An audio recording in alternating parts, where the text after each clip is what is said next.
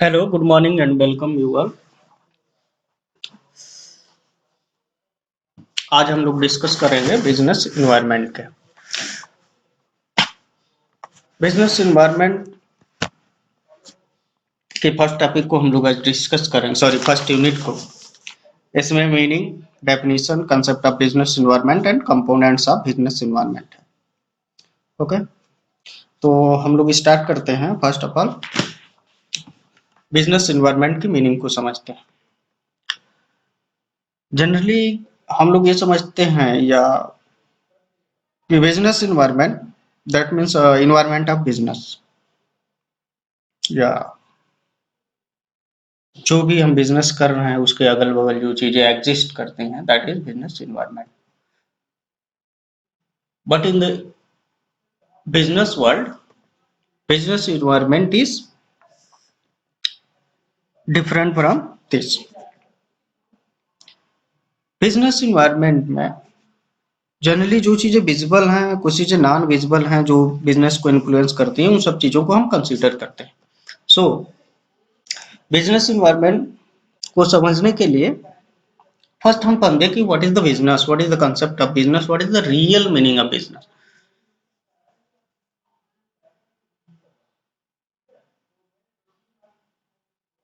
Because we are the man of business field, so our conception or meaning of business should be different from general people. So इसको समझने के लिए हम business environment को में two part में divide किए हैं। जैसे फर्स्ट हम बिजनेस को समझें, सेकंड इज इन्वायरमेंट को समझें, देन हम बिजनेस इन्वायरमेंट को समझेंगे। फर्स्ट समझते हैं हम कि बिजनेस इन्वायरमेंट को कैसे समझेंगे। नेक्स्ट है इसमें, सॉरी, बिजनेस। जैसा कि हम लोग जानते हैं कि कोई भी आदमी दो तरीके की एक्टिविटी को परफॉर्म करता है। फर्स्ट इज या आप इस तरीके से करते हैं कि ह्यूमन एक्टिविटी जो होती हैं, यानी जो भी काम ह्यूमन द्वारा किए जाते हैं उसको टू पार्ट में हम डिवाइड करके उसको समझ सकते हैं। जो फर्स्ट एक्टिविटी को हम इकोनॉमिक एक्टिविटी करते हैं, सेकंड को नॉन इकोनॉमिक एक्टिविटी। और जब हम बिजनेस की बात करते हैं तो हमको नॉन इकोनॉमिक एक्टिविटी से कुछ लेना देना नहीं, हमको उधर ध्यान ही देना है। You have to concentrate only on the economic activity. So business को हम जब समझते हैं, एक इसकी जनरल मीनिंग निकालते हैं, तो पता ये चलता है कि every economic activity perform by human is known as business. Human द्वारा, हम लोगों के द्वारा कोई भी इकोनॉमिक एक्टिविटी अगर प्रॉफिट अर्न करने के पर्पज से की जा रही है, दैट्स का बिजनेस, इसे हम बिजनेस कहेंगे। जैसे एक शॉपकीपर है, कुछ सामान ला के होलसेलर से बेच रहा है for the purpose of earning margin money on every product, तो वो क्या है, उसका बिजनेस है। और होलसेलर है, डिस्ट्रीब्यूटर से लाके कुछ चीजें सेल कर रहा है कुछ परसेंटेज ऑफ मार्जिन के लिए हर प्रोडक्ट पे, हर सेल्स पे, तो उसका बिजनेस है। होलसेलर डिस्ट्रीब्यूटर से लाके बेच रहा है कुछ परसेंटेज ऑफ अर्निंग पे, तो उसका बिजनेस। होलसेलर जो है मैन्युफैक्चरर्स के यहाँ से लाके बेच रहा है कुछ परसेंटेज ऑफ प्रॉफिट पे, तो उसका बिजनेस है।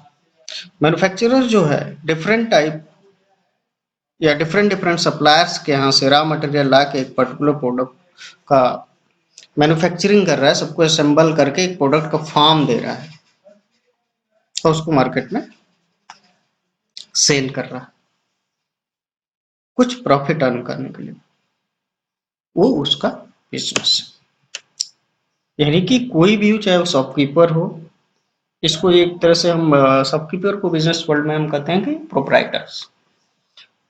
वो प्रोप्राइटरशिप्स हो, होलसेलर हो, या डिस्ट्रीब्यूटरशिप हो, या मैन्युफैक्चरिंग ऑर्गेनाइजेशन, ये जितने भी फॉर्म ऑफ बिजनेसेस हैं, जो भी इकोनॉमिक एक्टिविटी परफॉर्म कर रहे हैं, कुछ ना कुछ अर्न करने के लिए, for the purpose of getting something profit, it's called there business, it's called there. अब बिजनेस को हम थोड़ा सा डीपली अंडरस्टैंड करते हैं, देन एनवायरनमेंट पे चलेंगे। A business is defined as an organization or enterprising entity engaged in commercial, industrial or professional activities for profit। एक पर्सनल, एक इंडिविजुअल का एंगेजमेंट एक इंटरप्राइजिंग एंटिटी के थ्रू, वो कमर्शियल है, इंडस्ट्रियल है, प्रोफेशनल है, ठीक है, कुछ अर्न करने के, कुछ प्रॉफिट अर्न करने के पर्पज से किया जाता है, देन वो उसका बिजनेस है।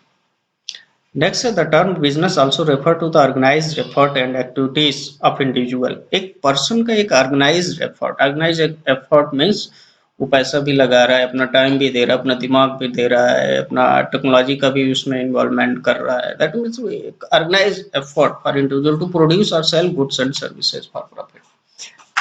वो किसी भी प्रोडक्ट की मैन्युफैक्चरिंग करने के लिए या किसी भी सर्विस प्रोवाइड करने के लिए, कुछ ना कुछ अर्न करने के लिए, then it is as business और हर बिजनेस।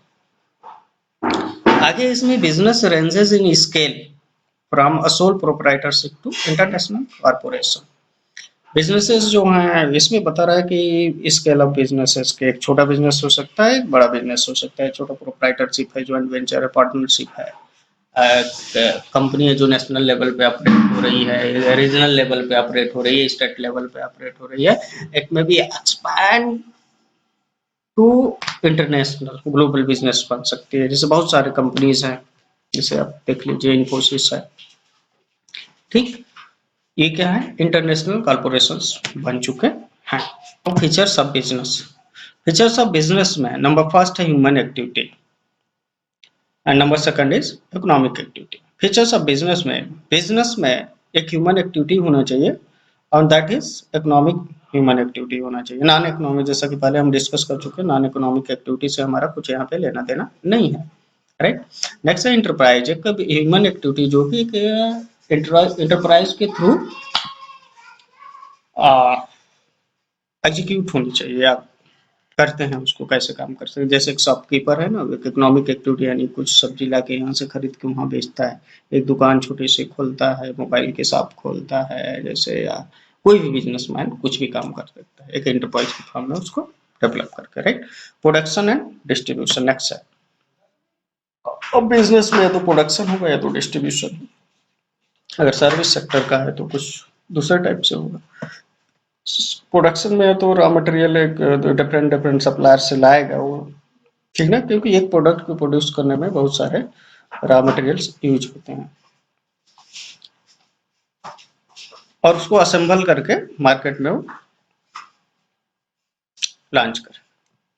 डिस्ट्रीब्यूटर है तो मैन्युफैक्चरर्स के यहाँ से ऑलरेडी प्रोड्यूस गुड्स परचेज करेगा और होलसेलर्स को बेचेगा, होलसेलर फर्दर रिटेलर्स को बेचेंगे, रिटेलर्स से फिर वो डायरेक्ट कस्टमर तक उसके रीच करेगा। नेक्स्ट है कंटिन्यूटी इन डीलिंग। बिजनेस के फीचर में कंटिन्यूटी इन डीलिंग में ये है कि इसमें कंटिन्यूअस एफर्ट की या कंटिन्यूअस इन्वॉल्वमेंट की जरूरत होती है। ऐसा नहीं कि एक दिन आप किए और बंद कर दिए, ऐसे नहीं हो पाएगा। इसमें कंटिन्यूअस आपको टाइम देना। नेक्स्ट है आपका risk and uncertainty. Risk and uncertainty में से आप समझते हैं, नॉर्मल बात करते हैं हम लोग की बिजनेस में बहुत रिस्क है, बहुत अनसर्टेनिटी है। बट रिस्क क्या होता है कि जो अनएक्सपेक्टेड आउटकम होते हैं, रियल मीनिंग मीन्स रिस्क को unexpected outcome, that is risk. जैसे हम कोई सामान खरीद के ला रहे हैं 100 रुपीज के एंड बेचना चाहेंगे उसको, तो जाहिर सी बात हम सोचेंगे कि मोर देन 100 रुपीज में के सेल करें इसको, 100 में, 105 में, ओके। बट रिस्क वहां पे क्या होता है कि जैसे आप 100 का लाए, उसको लेस देन 100 में आपको सेल करना पड़े, दैट इज